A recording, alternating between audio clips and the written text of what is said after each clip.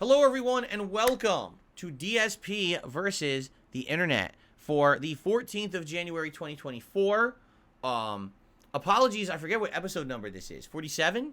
I want to say it's episode 47. I guess I'll have to confirm that. But it is the second week of the new year, and variety is definitely the order today. And what I mean by that is, like, I don't think there was a consistent pattern whatsoever to the videos that I put into the playlist for today's show. So I guess we'll see where we go today. It might be all over the place a bit. As usual, the way this show works is as follows. It is all about the members. Members of this channel who support the channel submit the clips for the show. Ultra members, which are the highest level of support, get their clips watched for sure. Standard members are put into a randomized order, and we watch them kind of, on the fly. Sometimes I'll reshuffle. Sometimes I'll pick specific ones that I like. But it's great, and thank you for your support, everyone. New year, and I hope you're all excited to see what everyone has in store.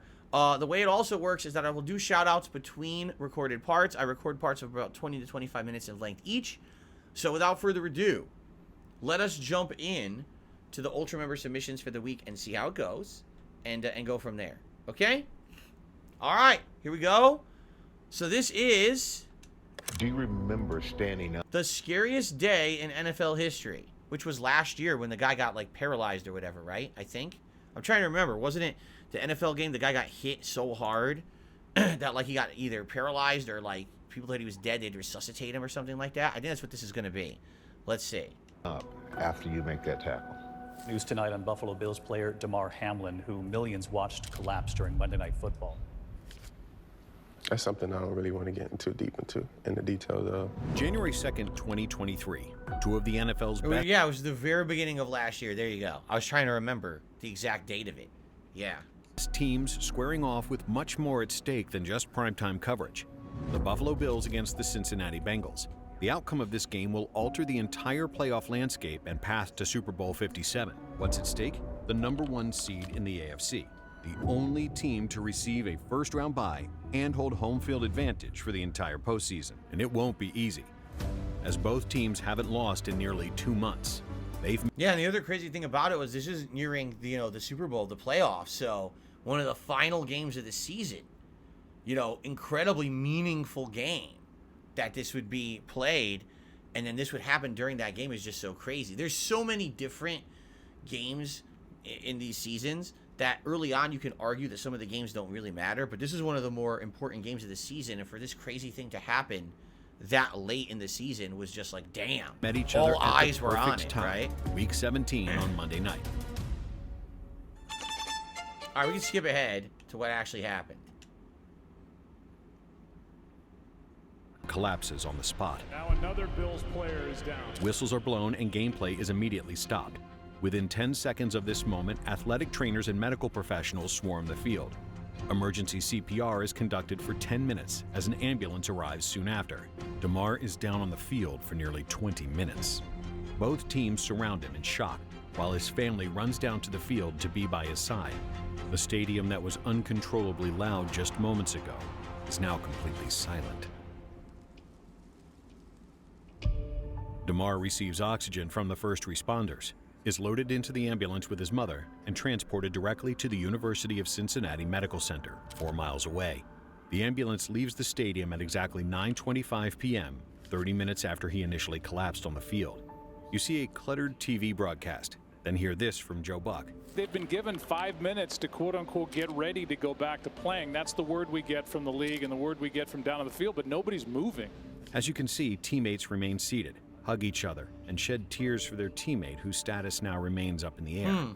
During all of this, both head coaches had been discussing with officials, leading to the decision by Buffalo head coach Sean McDermott to pull his team off the field and back to the locker room. Another 30 minutes pass, and the game is officially postponed, over an hour after Damar collapsed. Meanwhile, his status remains unknown, as the world waits for what feels like an eternity for an update. Stephon Diggs, other teammates, and Bengals head coach Zach Taylor go to visit Damar at the medical center. But on Diggs' way in, he's stopped by an officer, nearly having to force his way in, stating, "We just had to be here for our teammate." And just outside, an additional 100 fans stand hand in hand in support. Then, finally, there is an announcement on Damar's status. he had a heart attack on the field. Wow. Damar was able to regain his heartbeat, but still remains in critical condition. But in the night following the incident, something magical happens. Damar's charity and toy drive, the Chasing M's Oh, Foundation, yeah, I heard about receives that. an unthinkable amount of donations. Right. Before the Monday night game, his foundation had $74,000 in donations. The very next morning, with the help of over 119,000 new donors, that number had reached over $3 million, and that amount has skyrocketed to over $9 million and counting. But amongst this amazing moment, nearly 3 days pass without any major updates on Damar's health. Then, on January 5th, not only does the NFL officially cancel the Bills-Bengal game, but the world receives information about Damar directly from the UC Medical Center. His neurological function is completely intact. He is able to breathe with a breathing tube, he can physically hold hands with his family, and he's even able to communicate with writing. The first question he wrote was, "Did we win?" And the medical staff responded with, "You won. You won the game of life." But it gets even better. The next day brings another significant update and 3 powerful words from Damar himself. His breathing tube is removed as he is able to breathe completely on his own. His neurologic function remains intact and he is able to talk to his family. All right, but what actually happened? Like, what caused the heart attack? Because he basically was supposed to be perfectly healthy. He was an athlete. And for that to happen on the field or whatever is just so crazy, right? So what actually was the cause of it? Can we find out? Celebrated a lot. According to the UC medical staff, he got out of his chair, jumped up and down, and nearly set off every alarm in the ICU. A truly touching moment. That energy remained the entire game, becoming a very special day for not just the players and fans, but also the most important people involved in this incident. The Bills brought home the victory 35-23. They FaceTimed Damar just minutes following the win, and then came the gifting of the game ball. A game ball was handed out not only to Damar, but also to the man who saved his life less than 1 week ago. Danny Kellington, the Bills' assistant athletic trainer who performed emergency CPR that Monday night. He was part of the essential medical team that was able to bring immediate response to save Damar's life. But what happened? And then say what actually happened? At Buffalo General, they conducted cardiac, vascular, and neurological tests, and in just 1 day, Damar was able to go home. From this point forward, he was given permission to rehab away from the hospital and with family and his teammates. And just 1 day before Buffalo's playoff opener against Miami, he was able to visit teammates, appearing to be in very high spirits. A major emotional boost for a team that had just witnessed this tragedy.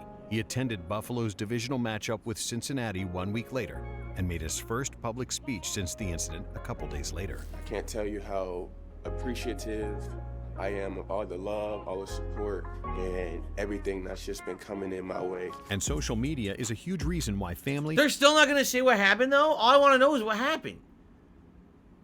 He was diagnosed with commotio cordis, so he had some kind of an underlying disease that no one knew about. How did they not... Okay. How did they not catch that? That's just so weird to me. He's an athlete. He's paid how much money? Millions of dollars. He's one of the best in the world at what he does. He's been playing for how long, right? He gets to the friggin' finals or whatever. They're almost to the end of the season, and then this happens out of nowhere. So they're saying that basically it could just happen at any time?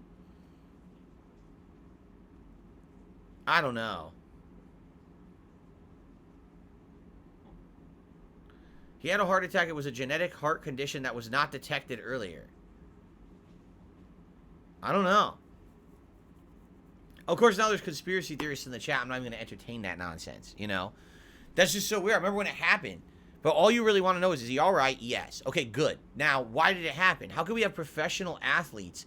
Their only job is to play the sport. So that you must think these guys must be thoroughly tested, thoroughly checked. And how does this happen randomly? It's just so weird.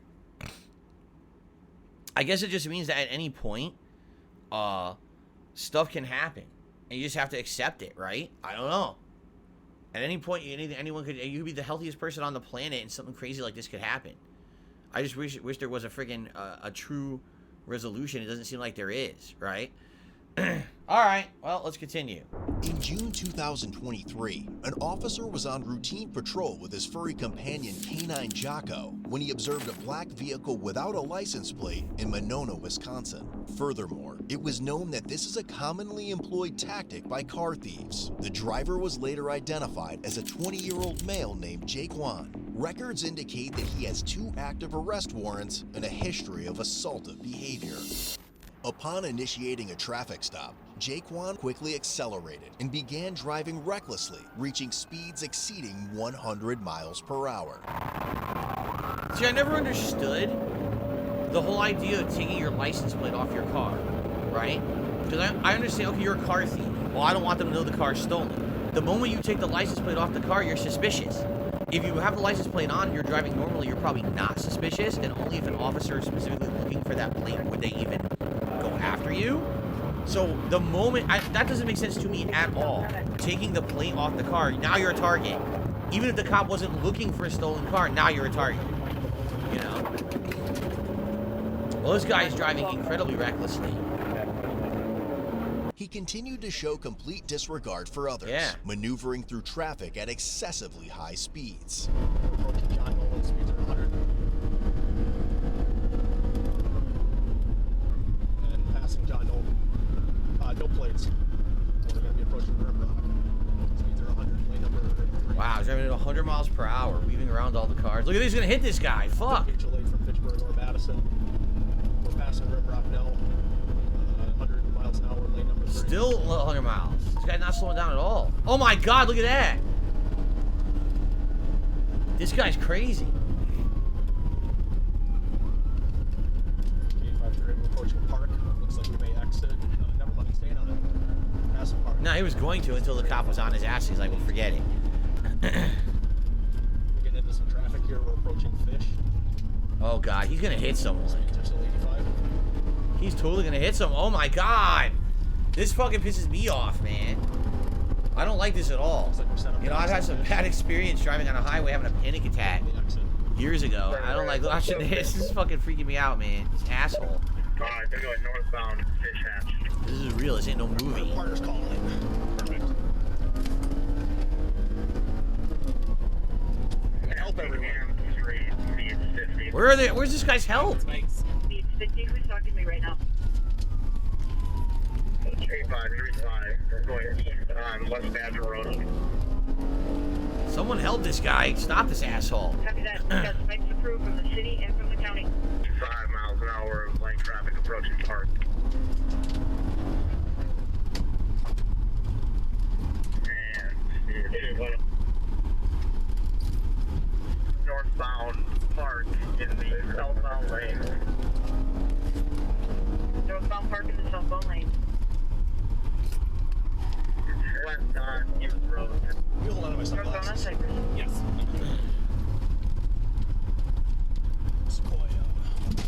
Sorry, Jocko. So it's obvious this guy has no idea where he's going or how he's going to avoid the cops at this point. He's hoping for a miracle or something, right? North on Catalpa.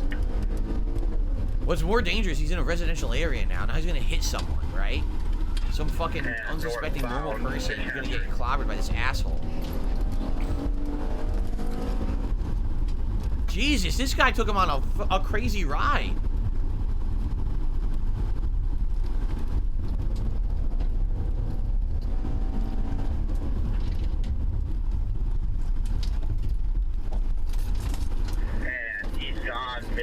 How's this ever gonna end? Eventually, another officer ahead attempted to deploy spike strips on his vehicle. However, it was unsuccessful as Jaquan drove onto the sidewalk. It sounds to me like this guy's done it before. He's a pro at this. He's driving around the spikes and shit, so he knows what he's doing. Northbound in the southbound lane. Yes. Northbound in the southbound lane.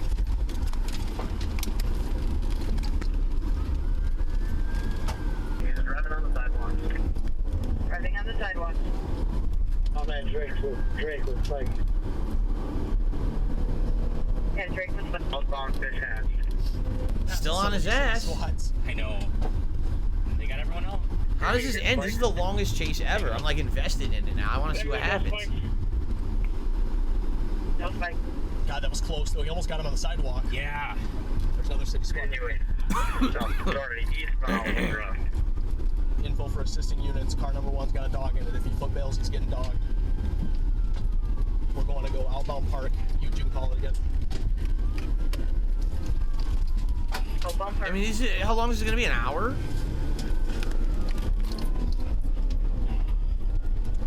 He almost rammed the squad. We're headed back towards Fish now on Wingrove. Towards Fish on Wingrove. Yeah, this guy's completely panicked. He has no clue where he's going or what he's doing. And he almost rammed the squad.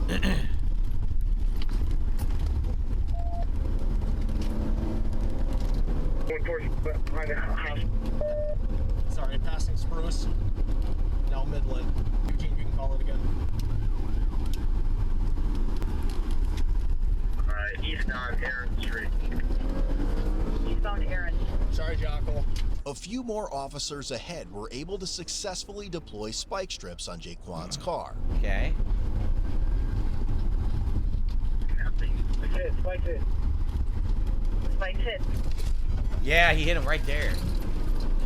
Nice work. We got hit. Did you? Yeah. They got hit too. Shit. I'm gonna try and get out ahead of him and slow him down so I don't lose this pursuit. As the officer tried to stop his vehicle, Jaquan bailed on foot with a firearm. Oh my God. His abandoned vehicle then collided with the officer What? upon exiting the squad car, briefly trapping the officer between the two Oh vehicles. my God. He has been spiked, though I can confirm it. Him and I both have. He jumps out. There it is. Look. Oh my God. That's terrible. Oh fuck. Hope he's all right, man. Khaki bats. K9 Jocko was then quickly deployed and gave chase. Here, Jocko here. Here. Jocko here. Jocko here. You still see him, Eugene? Jaquan was soon observed trying to commit an armed carjacking. Wow. But the intended victim rejected his Ha ha! Get in, that's me! Get on the ground! Get on the ground! Get on the ground! Jocko here! Attempted carjacking! Watch out, Eugene! Get on the ground! I'll choose you! Get on the ground! Watch out, Eugene! Jocko here! 32 This is 32. crazy. Selling him, Jocko! Selling him! As K9 Jocko took him down, Jaquan remained armed with a handgun, but shortly tossed it toward the officers after being bitten. Get on the ground! Drop the gun! Drop the gun! Drop the f***ing gun! Drop the gun! He's got a gun! He's got a gun! I'm sorry! What a gun! I'm sorry. Oh, now you're fucking sorry, you Roll little on your bitch. stomach. My dog's on the bike. Yeah, when the dog's biting your fucking balls off, now you're sorry. You almost killed 1 million people on the road. You rammed an officer with your car. You tried to carjack someone else. Now you're fucking sorry. I'm sure you are. Oh my God. Wow. Oh man. I'm so sorry. Yeah. What a piece of shit. Well, they got him. Hey, please! Roll on your stomach! All over! I am, please get him! Arms out! Put your arms out to your side! On your stomach, arms to your side! Hands behind your back! The fuck did you think was gonna happen? Hands behind your back! Do not move. Do not move. Move me. Stay down. Wow. It's right behind you. Where my ride along is. My squad got destroyed. I hit you. I'm sorry. No, the suspect hit me. You're good. The suspect hit me. I'm good. You guys both good? We're good. I'm beaten. Don't give a f. Yeah, you got bit. Lay on the ground. Good. Okay, I'm sorry, man. I'm sorry. You good? I'm so sorry. Okay. It was K538, society's fault. Into an EMS for dog bite. I also got struck by the. Did you see the society pull the gun out and try to steal someone's car? Did you see the society drive my car into the officer? I love it. Yeah, I feel so bad for this guy. I'm gonna start crying for him right now. Oh, you're so sorry, dude. All right, let's continue.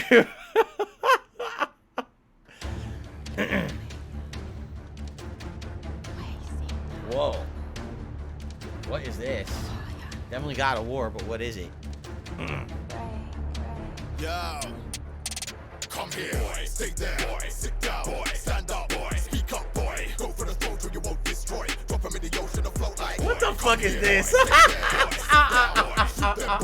for the throne till you won't destroy. Drop him in the ocean and float like. Oh my god, what is this? Then I hit that brick like a punch bag, dwarf swag, upgrade the drip with just one tap. Kratos, leave many craters, hate the creators, big beard longer than my patience, fanny of a racist, shots of betrayers. I just want to keep the boys safe from the hatred. Did you know that Kratos could fucking bust some rhymes like this? This is something else. God of War battle rap boy. Path of vengeance, my scars remember. I can't pretend it's not hard to mention. I pass repentance, start the sets in the spark. I can't understand a word that he's saying though. I really can't. It's not, the audio mix is not very good. Like, I mean, it's 8 million views, but it should be, the audio, the music should be lower so you could hear what he's saying. I can't make out a single word he's saying. Come like father, like son. Ash to ash from the highest peak and open up the bag. I know she found her peace and I am glad for that. I gotta try and be some kind of actual dad. And then on top of that, he has an accent that's very heavy. So now I totally doubly can't understand what he's saying. It's like the accent on top of the bad audio mix, right? Like, huh? Leave my home if you can't feel pain, make it bleed and moan. Oh, guess what? We've detected copywritten music, so we cannot continue with this. Yeah, seriously. So I guess this is a good time. We'll just split the part now because this next video looks like it'll be a little bit longer. Rob Gavigan. We haven't seen Rob Gavigan in a while, right? All right. Let's split the part. I hope that you guys enjoyed part 1 of DSP versus the Internet, episode 47. Many more parts to come. All right. Good variety so far, and I'm looking forward to more. More people saying they're sorry after committing heinous crimes. That'll be pretty good. Thanks, guys. See you in the next part. Awesome.